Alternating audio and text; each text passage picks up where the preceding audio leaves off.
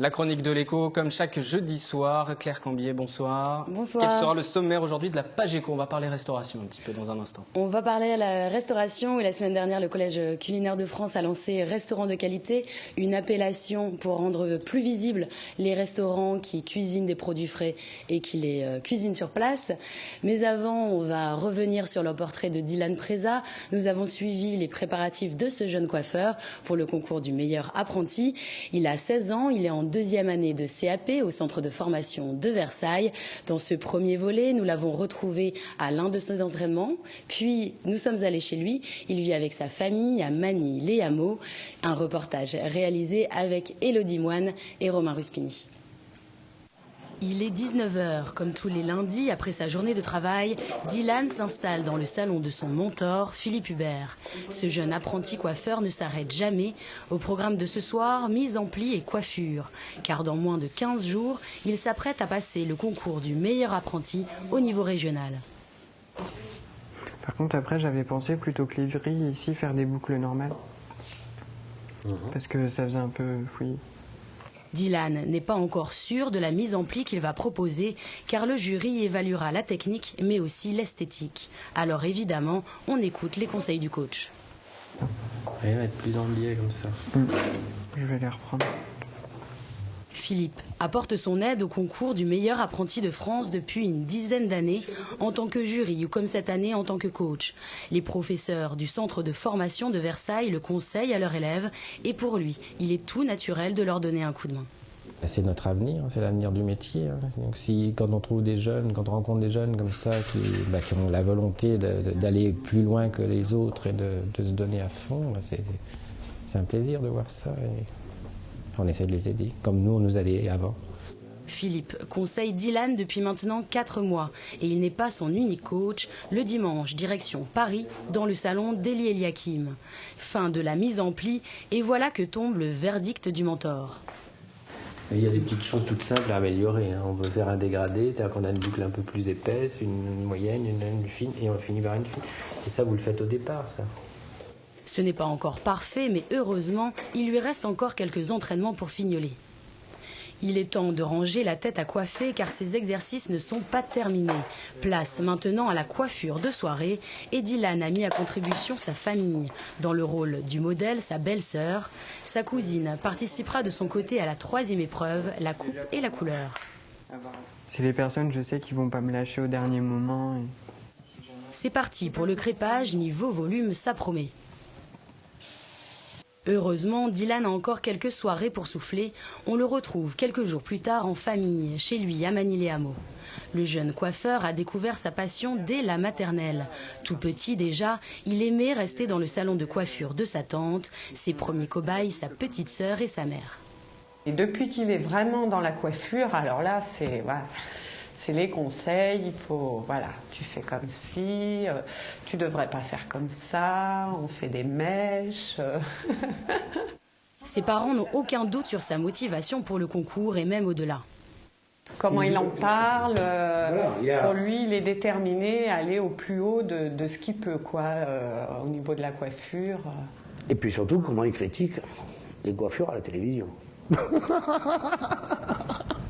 Et si Dylan est si critique et qu'il s'entraîne si dur, c'est parce qu'intégrer un plateau de télévision et coiffer les stars serait son rêve. Pour l'instant, dans sa chambre, il se limite aux têtes à coiffer, mais le jeune homme ne perd pas de vue son objectif. C'est carrément autre chose qu'on fait sur des plateaux que sur des gens de tous les jours, quoi. Enfin, après, c'est des gens, ils viennent une fois, ils font leur coupe, et puis voilà, que sur le plateau, enfin... Déjà, c'est pas la même chose, c'est pas la même qualité de travail, c'est pas les mêmes conditions aussi. Et puis, enfin, voilà quoi. Après, ça passe à la télé, il y a tout le monde qui va à notre travail, c'est cool. On laisse Dylan la tête dans les étoiles. Il est temps de le laisser se décontracter avant l'épreuve de ce week-end. Voilà pour ce portrait, il y aura un deuxième volet à suivre dès la semaine prochaine. Et d'ailleurs, Dylan viendra avec nous sur le plateau. Exactement, le concours a lieu dimanche, on sera avec lui et on verra ce deuxième volet la semaine prochaine. Et on croise les doigts bien sûr pour lui, on le soutient, c'est un Guyon courtois forcément. On parle donc restauration à présent et une nouvelle appellation Oui, l'appellation donc restaurant de qualité, on en parlait en début d'émission, pour rendre plus visibles les restaurants qui cuisinent des produits frais. C'est une initiative très médiatisée, mais qui pose des interrogations dans le milieu de la restauration. Donc nous allons voir pourquoi.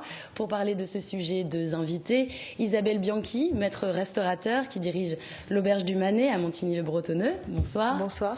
Et Jean-Luc Madet, qui est président de la Confédération des professionnels indépendants de l'hôtellerie. Bonsoir. Bonsoir.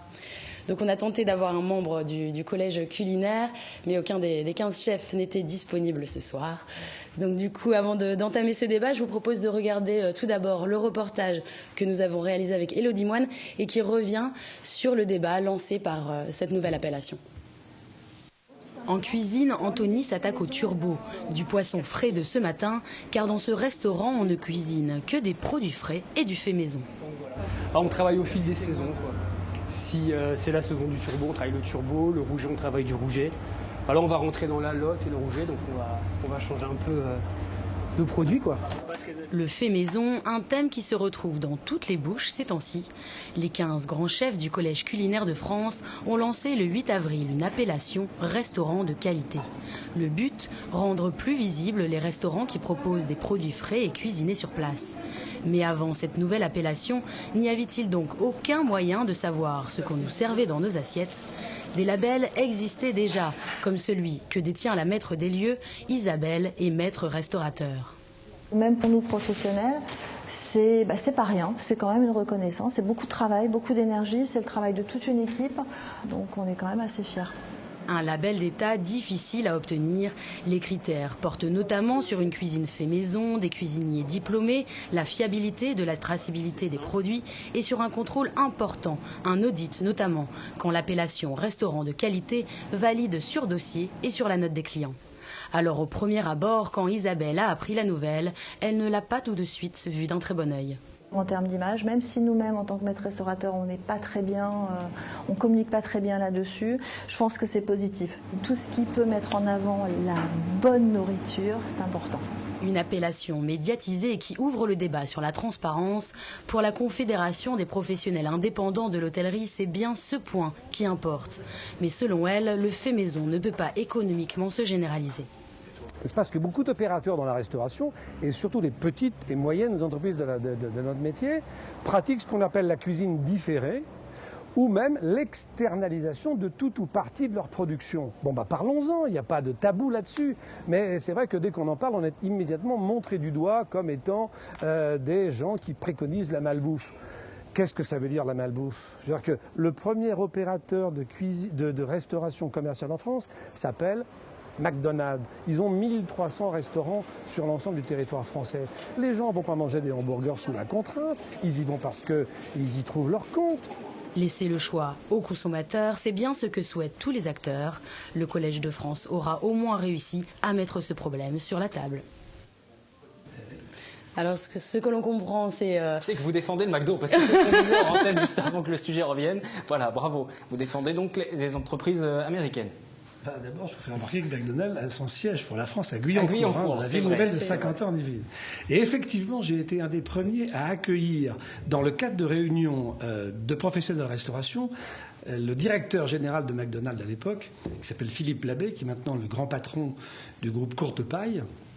Et tous mes confrères étaient étonnés que j'ose inviter le directeur général de McDonald's France. Et pourquoi est-ce qu'on ne l'inviterait pas dans nos tours de table ? C'est un restaurateur. Alors effectivement, lui, sa préconisation, c'est plutôt la gastronomie américaine. Bon, ça existe. Et comme je vous le disais dans ce reportage, personne n'oblige les Français à aller manger un hamburger sous la contrainte. Hein. Mais cette réalité, on vous l'accorde, effectivement. Voilà, cette réalité, elle existe. Il faut en tenir compte. Alors évidemment, ça ne. Claire, excusez-moi, je vous ai coupé dans votre chronique et j'ai lancé Jean-Luc Madet qui ne s'arrête plus. Mais allez-y, Claire. On va revenir un petit peu au label plutôt. Donc tous les deux, vous êtes quand même d'accord sur un point, la transparence. Appellation. C'est une appellation. Il y a différents labels qui existent déjà, par contre, sur le fait maison. Oui. Donc, comme le vôtre, vous êtes maître restaurateur. Ouais. Comme M. Madec qui l'était. Voilà. Donc vous avez déjà un label, disons, fait maison. Oui. Alors le président de l'association justement des maîtres restaurateurs, Francis Atrazic, lui dénonçait le risque d'embrouiller les consommateurs. Voilà, je le cite. Donc vous, dans un premier temps, donc ça a été coupé par un montage dans le reportage. Mais ce que vous indiquez, c'est que vous avez été un peu effrayé au début. Non, effrayé non, mais épidermiquement, quand j'ai vu ça à la télé, puisque je l'ai vu au journal de 20h, quand j'ai vu que Ducasse et ses compagnons se mettaient à vouloir faire un label, etc., on s'est dit, mais qu'est-ce que ça veut dire? On est encore différent, on va encore se différencier par rapport au maître restaurateur. Le maître restaurateur, le fait maison existe déjà. Pourquoi créer un autre label qui va encore compliquer la lisibilité et la lecture pour le client? Et après réflexion faite, on s'est dit que c'était très important quand même que des gens comme Ducasse médiatisent la restauration, et que c'est vrai qu'après avoir étudié, après en avoir parlé, on s'est aperçu qu'en fait, ils voulaient tout ce qui pouvait être médiatisé, tout ce qui pouvait faire parler du fait maison étaient les bienvenus, en fait. Parce que votre label, Maître Restaurant, est finalement peu connu. Alors, il est peu connu. Médiatiquement, on en parle très peu. Les personnes qui représentent les maîtres restaurateurs, moi, je les ai vus au salon, je crois que c'est à Lyon, au Sirin. Donc, on a un tout petit stand. C'est très peu médiatisé. On en parle très peu. Les gens savent très peu ce que ça veut dire. Donc, c'est vrai que, voilà, on a besoin d'être médiatisé. Vous avez peut-être une explication sur ce manque de Sans être trop long, de il faut connaître l'historique. Francis Atrazic est aussi le créateur de Restaurateurs de France, qui est un label. Aussi. Oui. Il se trouve que ce label avait pour objectif de remplacer les étoiles tourisme dans la restauration qui avaient été supprimées par l'administration française.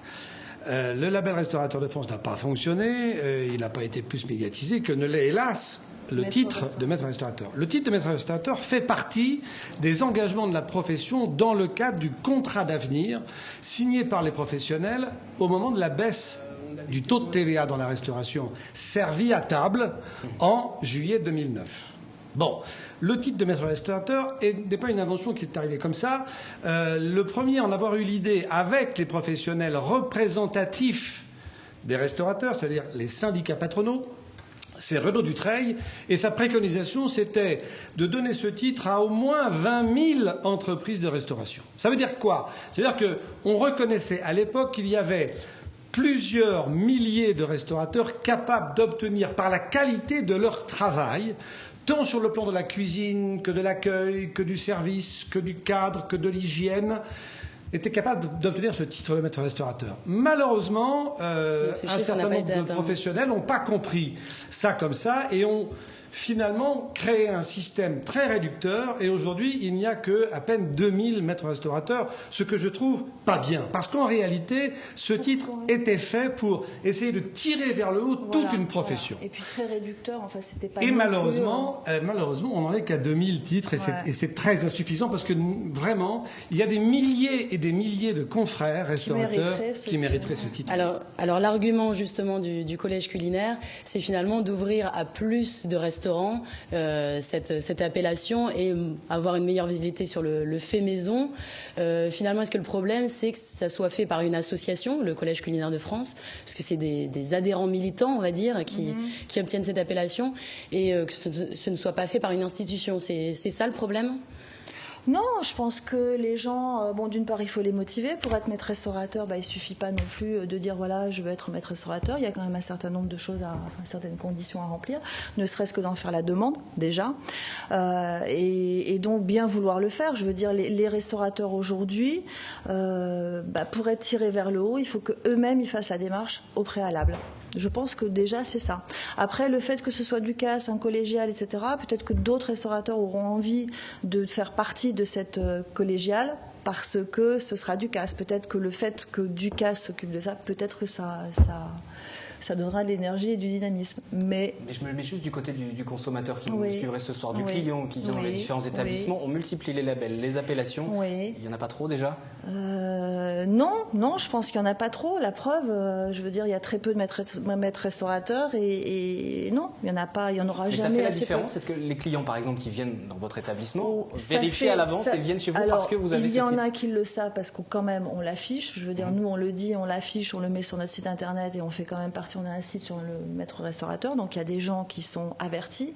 Après, il y a les gens qui viennent manger chez nous et qui sont reconnaissants de ce qu'on fait par rapport... Il n'y a pas que le titre de maître restaurateur, il y a l'appréciation du client. Moi, un client dernièrement m'a dit « Bravo, ce que vous faites, c'est extraordinaire ». C'est peut-être ce qui compte le plus, ceci dit. Ben, c'est ce qui compte le plus, et ce qui fait que nous, voilà ce qu'il va avoir dans son assiette, et c'est ce qui fait que nous on peut développer en disant ben voilà, nous on fait maison, on est maître restaurateur, on est voilà, c'est beaucoup de travail, c'est beaucoup d'exigences, mais il y a des résultats. On parle du nombre de restaurants qui pourraient avoir cette appellation. Jean-Luc Madec, vous m'aviez indiqué dans une interview préalable que finalement tout le monde ne peut pas faire du fait maison, que la majorité finalement des restaurants d'ailleurs n'en font pas, et que ça n'est financièrement pas possible. Vous pouvez nous dire un mot là-dessus ? C'est un petit peu plus complexe que ça. Je reviens sur votre remarque de tout à l'heure, et elle est sauf qu'il y a trop de labels, trop d'appellations. Non, la première chose qu'il faut bien se dire, les uns les autres, c'est que le vrai patron, c'est le client. C'est le client. Voilà. C'est lui qui finalement choisit de venir dans un restaurant et d'y revenir s'il s'y est plu. Si un restaurateur, qu'il soit maître restaurateur ou pas, voir sa clientèle décliner, faut qu'il s'interroge. Bon. Après, oui, bien sûr, il y a le phénomène économique. Ça, il ne vous a pas échappé que les 15 restaurateurs qui sont en train de mettre en place un label de plus sont tous des restaurateurs qui sont étoilés au guide rouge. Bon. Quels sont les prix dans ces restaurants ? À moins de 100 € hors boisson, ça n'est pas accessible. Alors, est-ce que ce titre-là ou ce label est fait pour justifier le fait que pour aller déjeuner ou dîner dans ces restaurants, il faut casser sa tirelire et que le ticket moyen se situe autour de 150 à 200 € par personne? Si c'est le cas, la puissance médiatique de M. Ducasse aura de bons résultats. Mais je crains fort que ce n'est pas ce que demandent les professionnels. Les professionnels dans ce métier, je reviens à votre question, c'est aujourd'hui en France 80 000 restaurants qui servent leurs clients à table. En région parisienne, je suis président pour l'Île-de-France de la Confédération des professionnels indépendants de l'hôtellerie, c'est près de 20 000 entreprises. Il faut bien considérer ce chiffre. Sur 80 000 restaurants qui servent leurs clients à table en France, 60 000 proposent une cuisine ethnique. 20 000 seulement proposent une cuisine française. Sur les 20 000 proposant une cuisine française, 4 000 sont classés dans les guides et 500 ont 1, 2 ou 3 étoiles. On peut faire une cuisine ethnique et en même temps faire du fait maison. Mais totalement, c'est la raison pour laquelle d'ailleurs je regrette vivement que les instances professionnelles, dont je fais partie, n'aient pas plus ouvert le titre de maître restaurateur à des professionnels capables de faire bien leur métier. Et faire bien son métier, c'est pas seulement faire du produit frais fait maison, c'est aussi bien accueillir le client, c'est aussi bien le servir, lui offrir un cadre agréable. C'est ce que comprend en tout cas le label de maître restaurateur et l'appellation nouvellement créée. Alors, il y a vous aussi avez compris que, pour ce qui me concerne, je ne suis pas tout à fait favorable à cette pléthore de titres et de labels, et je suis plutôt favorable à ce que les organisations professionnelles reprennent tout ça en main, et j'invite mes confrères restaurateurs à adhérer à une organisation professionnelle, parce que c'est quand nous serons nombreux que nous serons crédibles, et c'est quand nous serons crédibles que nous pourrons parler à nos clients et leur dire en toute transparence ce que nous faisons en l'inscrivant clairement sur nos cartes. Vous l'avez dit, le patron au final, c'est le client. On parle du fait maison, on va tout de même donner la parole justement au client. Est-ce que le fait maison pour vous c'est un gage de qualité, une garantie? Le fait maison, avez-vous confiance? C'est l'une des questions que nous vous avons posées aujourd'hui pour le 7-8. Plutôt oui, parce que je suis naïve. Non, j'ai pas confiance. Parce que je pense que maintenant, il n'y a plus beaucoup de choses qui sont faites fait maison, quoi. Oui, j'ai confiance, je pense, parce que je vois pas l'intérêt sinon de le marquer sur la carte, de le préciser si ce n'est pas fait maison. Donc oui, non, j'ai confiance. Oh, pas forcément. Si je connais, oui, mais si je connais pas, non, pas forcément. Parce qu'on voit souvent des émissions à la télé qui nous disent justement que ce sont des produits industriels, quoi. C'est cuisiné d'avance. Normalement, oui. C'est écrit fait maison, ça doit être fait maison. Très souvent, c'est quand même des produits achetés chez Métro qui sont juste un petit peu revus et corrigés, quoi. Métro. Alors, ce que vous indiquiez, vous venez de rebondir là sur une des personnes. Métro, c'est les produits frais. Alors, Métro, c'est vraiment un des premiers fournisseurs, si je ne me trompe pas, parce que moi, les chiffres, je ne connais pas. C'est le premier distributeur français de produits frais. Donc, quand on dit Métro, des fois, j'ose même pas dire on se fournit chez Métro, parce que Métro, pour eux, c'est Carrefour, surgelé, enfin, je ne sais pas quelle image c'est véhiculé, mais ça me fait sourire, quoi. Alors, et pourtant, c'est du frais. Je voudrais vous faire rebondir sur le côté prix. Alors le prix, alors au niveau du prix, je voulais rebondir sur ce qu'avait dit Monsieur Madec. C'était indiqué que le fait maison est forcément moi je serais juste une petite parenthèse. Parce que le fait maison c'est marqué partout. Moi je serais plutôt adepte de dire voilà, ceux qui font pas maison, ils marquent devant leur porte. Je fais pas maison parce que c'est beaucoup plus honnête. Je suis pas sûr que ça fasse venir le client. Pourquoi pas puisque 80% des gens vont dans des restaurants. Oui, mais dans l'esprit des gens, si on l'affiche forcément. Mais moi je serais d'avis à faire ça, c'est-à-dire voilà. Moi, je fais pas maison, j'assume et je fais ou du surgelé ou du sous-vide ou n'importe quoi. Je veux dire, il y a du très bon sous-vide, du très bon surgelé, je veux dire, pourquoi pas. Mais je l'affiche. Et pourquoi ce sont toujours ceux qui font maison qui sont obligés de prouver, de surprouver qu'ils font maison? Il n'y a pas de honte, comme disait Monsieur Madec. Il y a des gens qui vont manger chez McDo, ils savent que c'est congelé, ils savent que les frites sont congelées, ils savent que... Je veux dire, où est le problème? Pour moi, voilà. Et en ce qui concerne les coûts, c'est vrai qu'en termes de marchandises, c'est vrai que quand on travaille une cuisine de marché, et si c'est par rapport aux saisons, c'est vrai que c'est beaucoup moins cher. Enfin, je veux dire, c'est pas très cher. Par contre, ce qui coûte très cher, c'est la main d'œuvre. En fait, c'est vraiment le problème du fait maison, c'est-à-dire que pour pouvoir faire du fait maison, il faut avoir des gens qualifiés. Donc, qui dit des gens qualifiés, des gens bien payés. Il faut avoir un certain nombre de personnes. Vous pouvez pas faire de la cuisine dans une cuisine même pour 20 couverts avec 2 personnes en cuisine, c'est impossible. Voilà. Alors, vous indiquez si, très bien. Votre irritation face au côté on doit toujours prouver qu'on fait du fait maison. Alors j'aimerais bien revenir sur le mode de contrôle justement de la nouvelle appellation qui a été notamment assez critiqué puisque le contrôle pour les restaurants de qualité, c'est donc une étude du dossier par le collège culinaire. Les restaurants envoient leur dossier et puis chaque année c'est réétudié et ils doivent afficher 75% de clients satisfaits. D'accord. Mais alors, par rapport à quoi? Je veux dire 75% de clients satisfaits qui va se quantifier sur quoi et par rapport qui vont donner leur avis. Mais leur avis sur quoi? 25% de clients satisfaits dans un restaurant. Au collège, d'accord.